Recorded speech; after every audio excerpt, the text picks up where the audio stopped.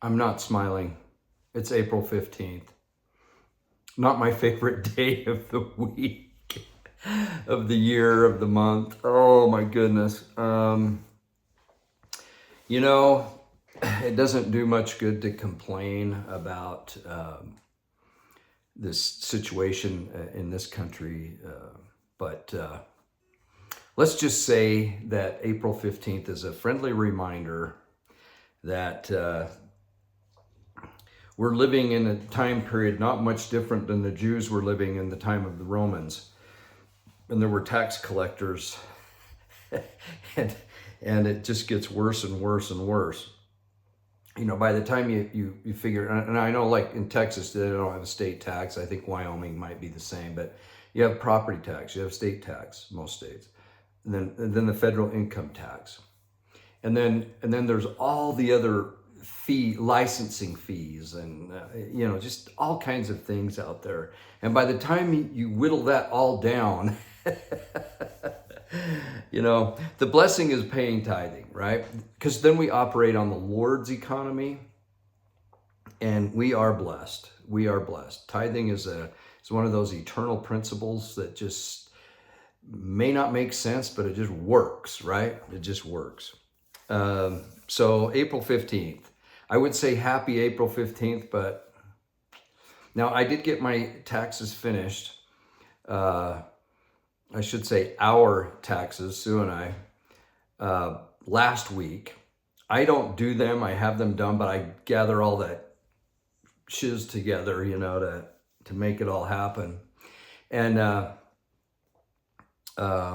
with us being gone to Texas so much and back and forth, it got down a little bit closer than we had liked it to, but it's stressful. It's stressful for me. I'll just say that. Okay, so we live in these times where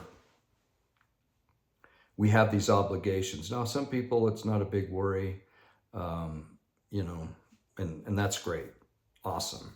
For those of us that it is a situation where we don't feel like we're getting all the bang for our buck when it comes to that, it just is a reminder that we're looking forward to the time when Christ will be our King. He will be our ruler, and in every aspect, right? He'll be our spiritual leader. He'll be our King, our priest, everything, right? And all things will be just. Right now, they're not that way. They're not that way. Now, I just wanted to go back a little bit on my last video where I made this big issue about the prophet in his conference talk not mentioning. He said the blessing of Abraham. I think he repeated it like 3 times, and didn't finish with Isaac and Jacob. And there were some great comments. I really appreciate those comments. Some people were a little, maybe just a little upset that I get nitpicky on those things, but it's just what I hear. I heard it, and it was just so obvious, and many of you experienced the same thing.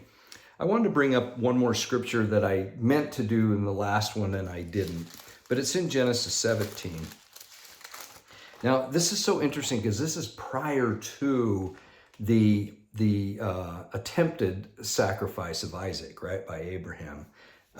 And listen to this. So this is chapter 17. Now, a lot of people said, well, the birthright went to Isaac, but the blessing of Abraham is to everybody.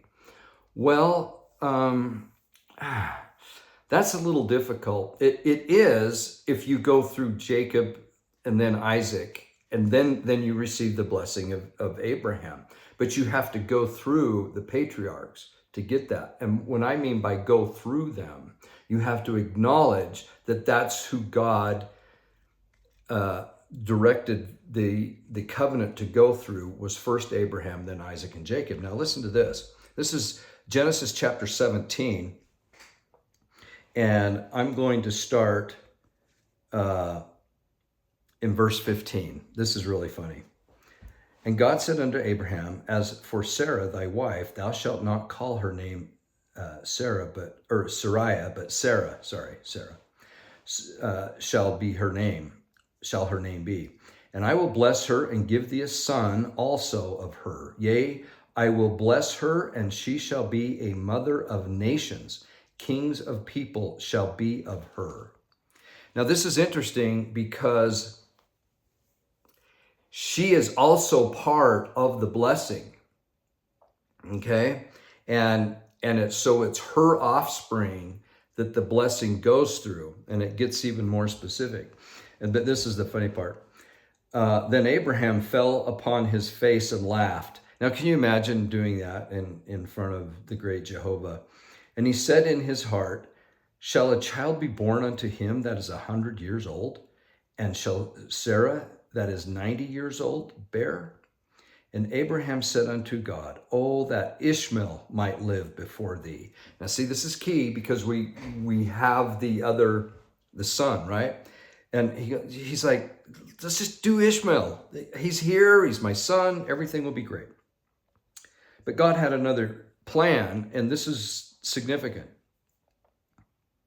And God said, verse 19, and God said, Sarah thy wife shall bear thee a son indeed, and thou shalt call his name Isaac, and I will establish my covenant. Now see, this isn't just a birthright, okay? Or I shouldn't say just, but this isn't the exclusive just to the birthright. This is the covenant, which is different than a birthright. Birthright has more to do with possessions and the passing of the lineage, but the covenant is specific between God and Abraham, and that covenant will go through Isaac. And then I'm going to continue to read. And I will establish my covenant with him for an everlasting covenant, and with his seed after him. Okay, and last video, I already talked about where with Isaac that continued through with Jacob. And then here we go again in verse 20 now. And as for Ishmael, I have heard thee. Behold, I have blessed him and will make him fruitful and will multiply him exceedingly. 12 princes shall he beget, and I will make him a great nation. He gets a blessing, but it's not the covenant. You notice that the word covenant is not in there. And then very specific, verse 21, but my covenant will I establish with Isaac, which Sarah shall bear unto thee at this set time in the next year. Okay. And then, this is obviously before the sacrifice, because years go by and then you get into that. And then we can also, we've already covered how that goes to Jacob. Now, the prophet has said the most important thing we can do is to be involved in gathering scattered Israel, not gathering scattered Ishmael or Esau, but gathering scattered Israel. Now, all people can enjoy the blessings of Abraham, Isaac, and Jacob going through that covenant, right? And we talked about that covenant being the roots of that tree, the olive tree in Jacob chapter 5. So I think it's pretty clear.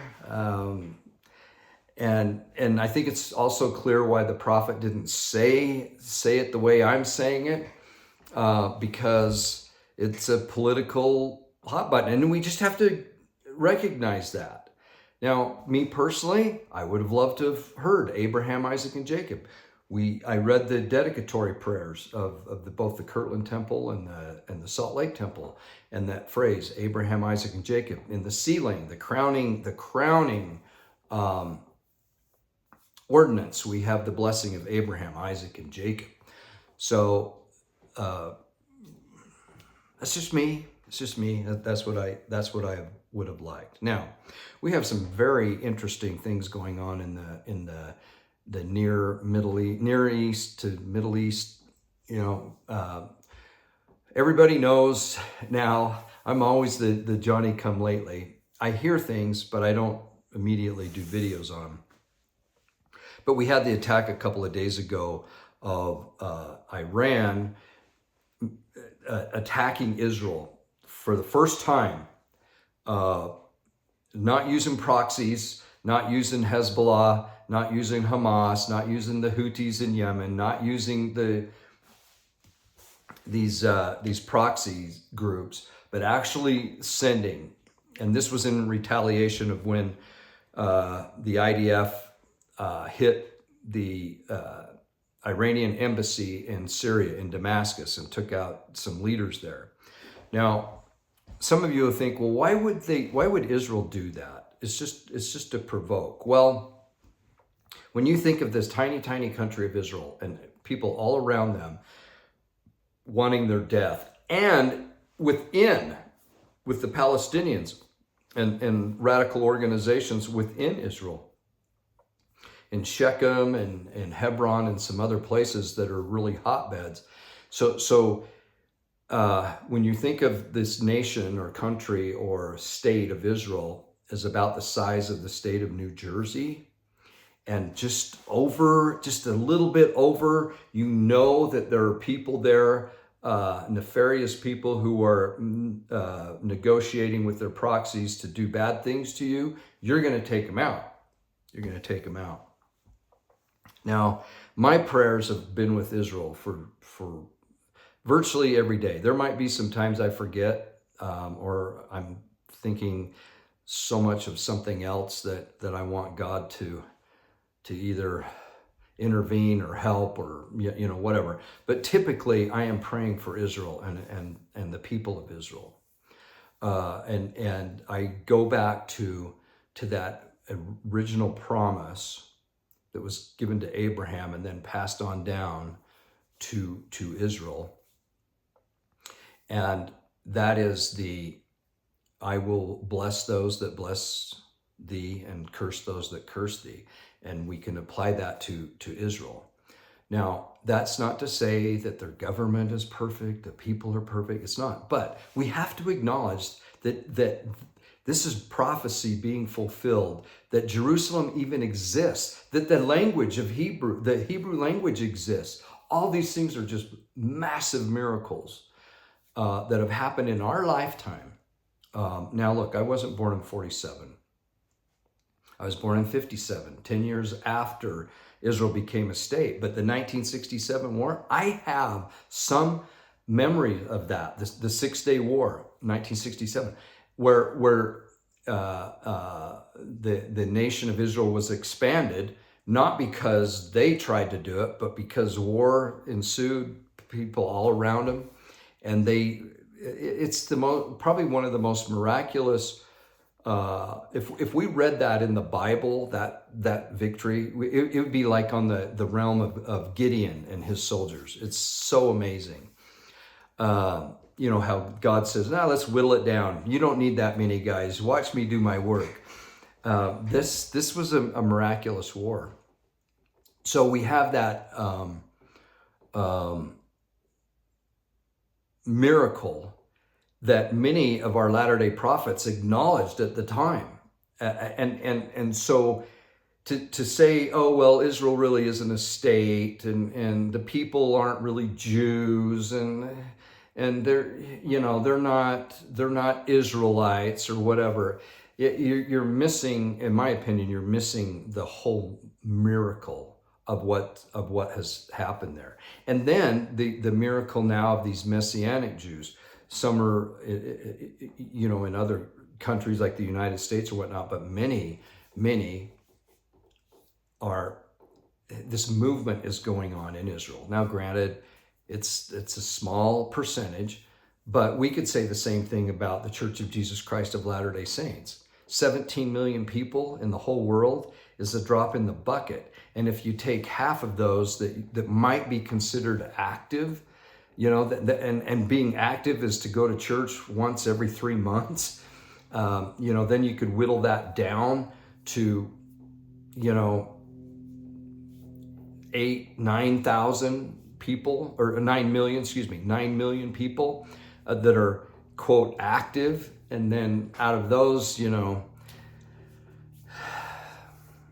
it whittles it down. In fact, we're really similar to the amount of Jews in the world.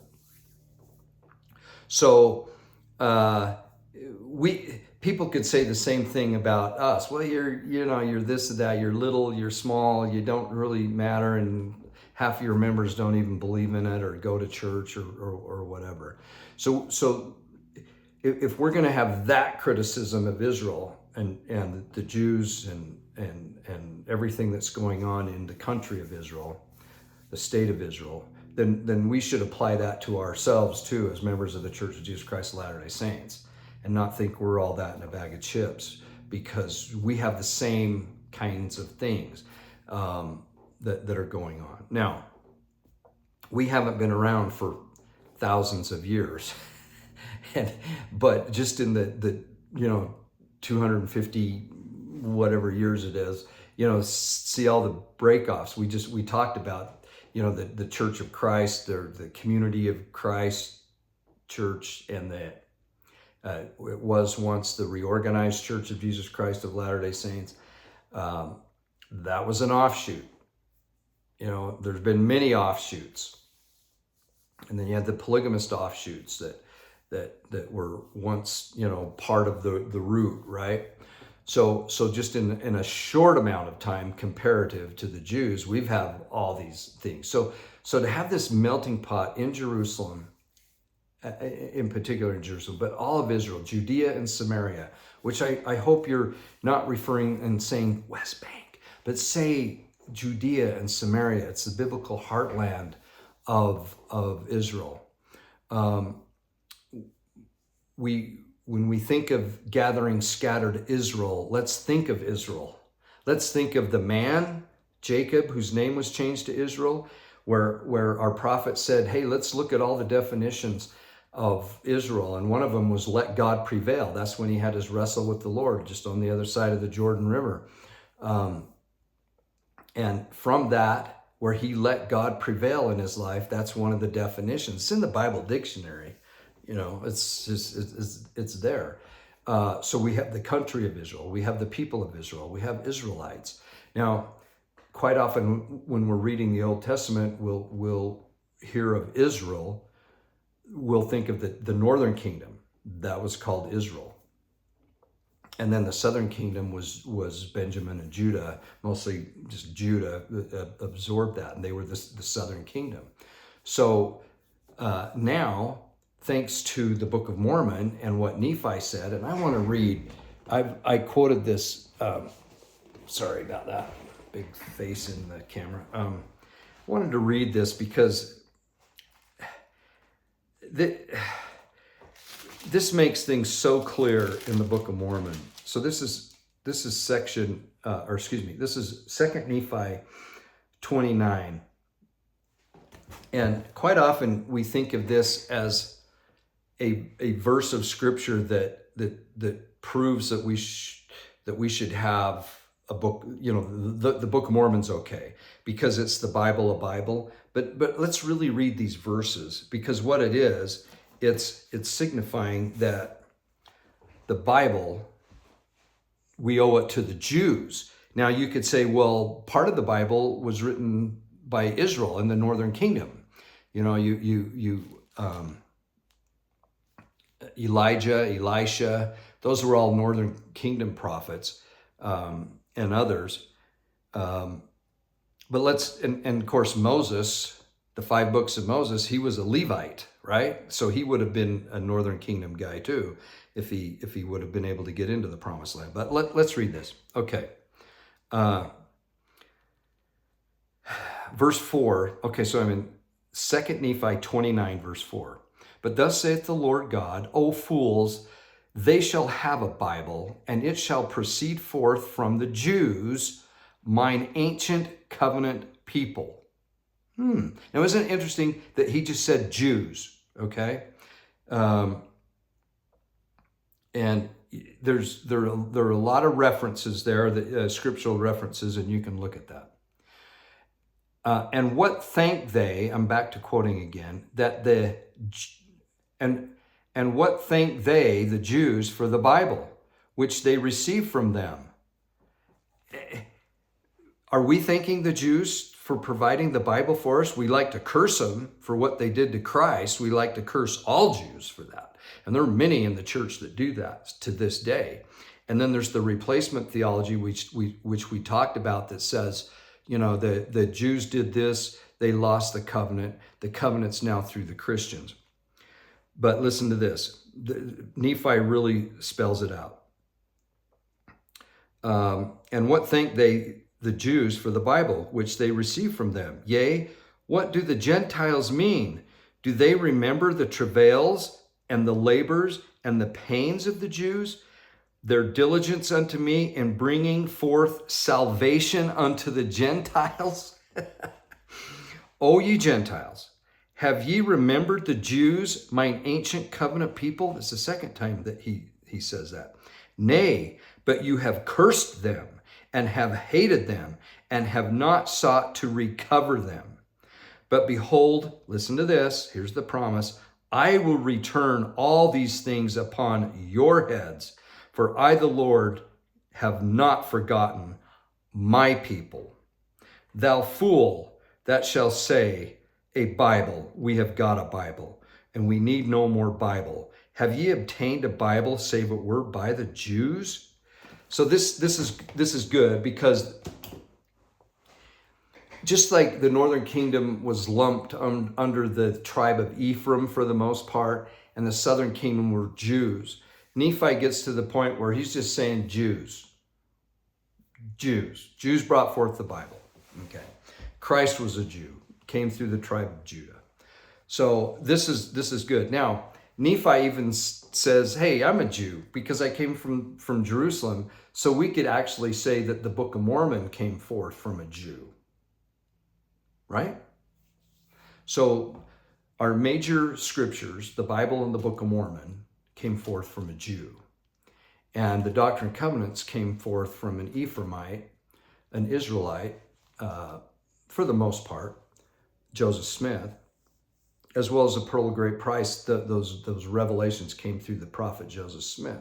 So all of this is a blessing of Jacob, the blessing of Israel, all of it. Okay, so hopefully that's helpful there. Now I wanted to talk about this a little bit more about the war, but I just had a thought that I want to bring up. And I apologize, I can't remember his name right now, but he's the #1 golfer. He won the Masters yesterday. I did not watch maybe 10, 15 minutes of it. But this guy, wow, what a stand-up, what a cool guy. So a couple of, I don't have his exact quotes, but you can find them.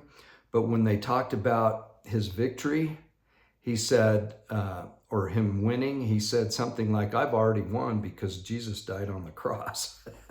It's like, there are so many good people in this world, and he's one of them.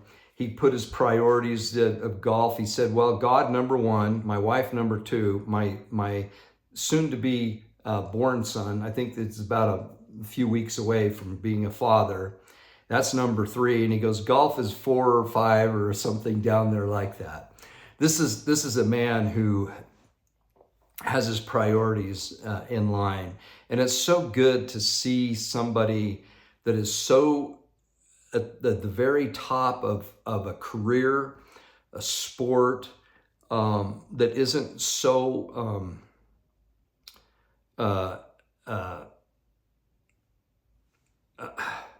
what's the word I'm looking for? Just like overcome with his success, and he still acknowledges the most important things. And #1 was Jesus.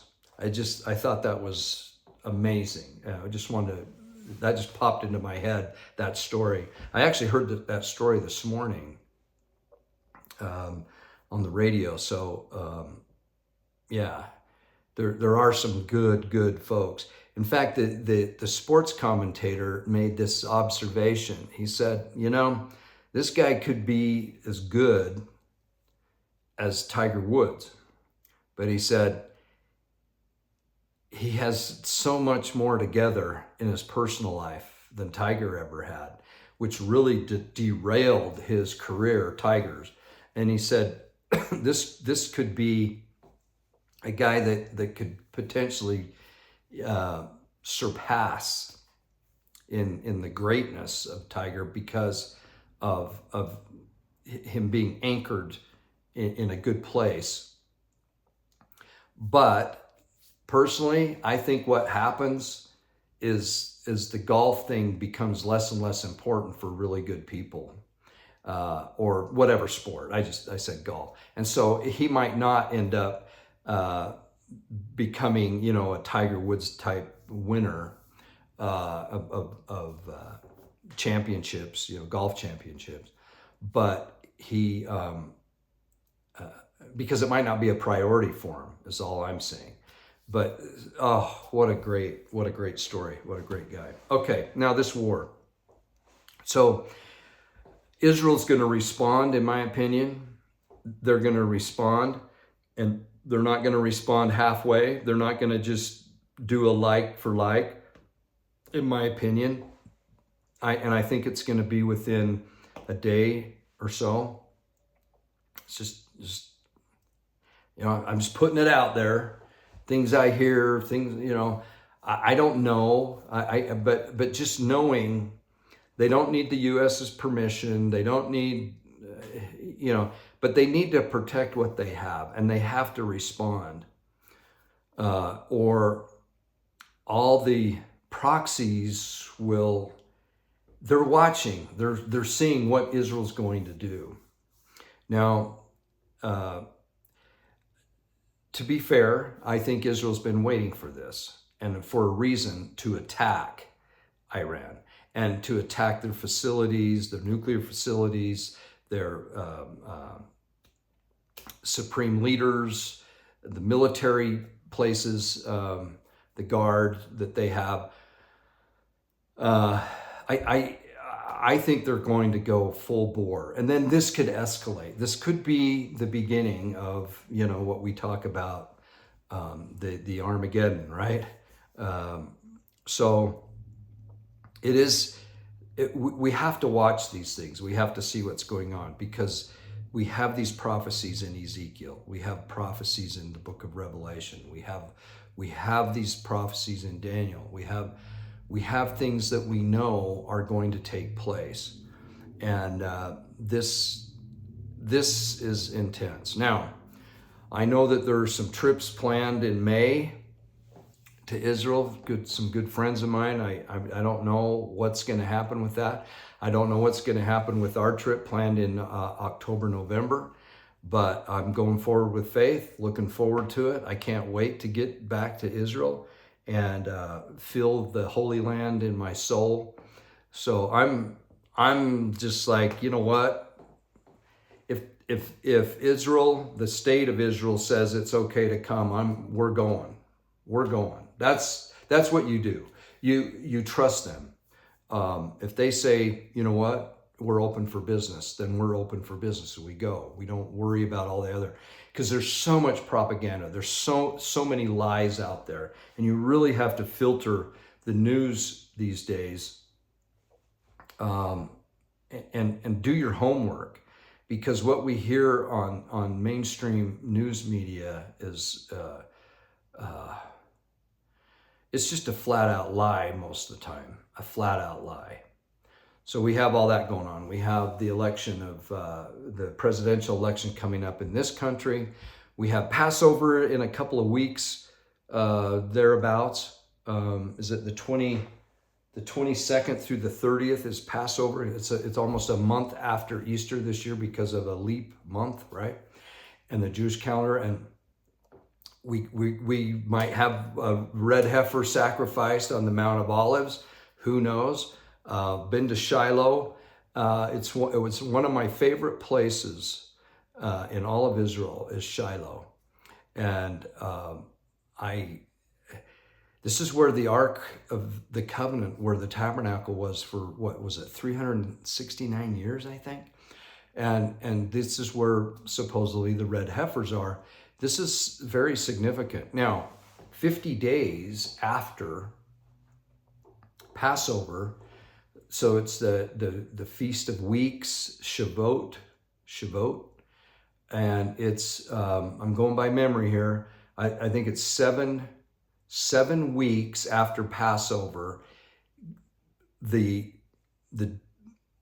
under the direction of Moses, he received the Ten Commandments. Okay, that is what it's kind of the Greek word is Pentecost. So some people think that Pentecost is a Christian holiday. The Pentecost, I think it's Acts chapter 2, isn't it? The great scene of Pentecost. Well, there was a reason why all these people were at the Temple Mount. It's because Shavuot is one of those holidays. The Feast of Weeks is one of those holidays where you would go to the Temple Mount. That's why there were thousands of people there. And the mikvahs that are on the southern side of the Temple Mount that they've excavated certainly would have been the most probable candidate for the day of Pentecost to happen. Well, Pentecost is a Jewish holiday.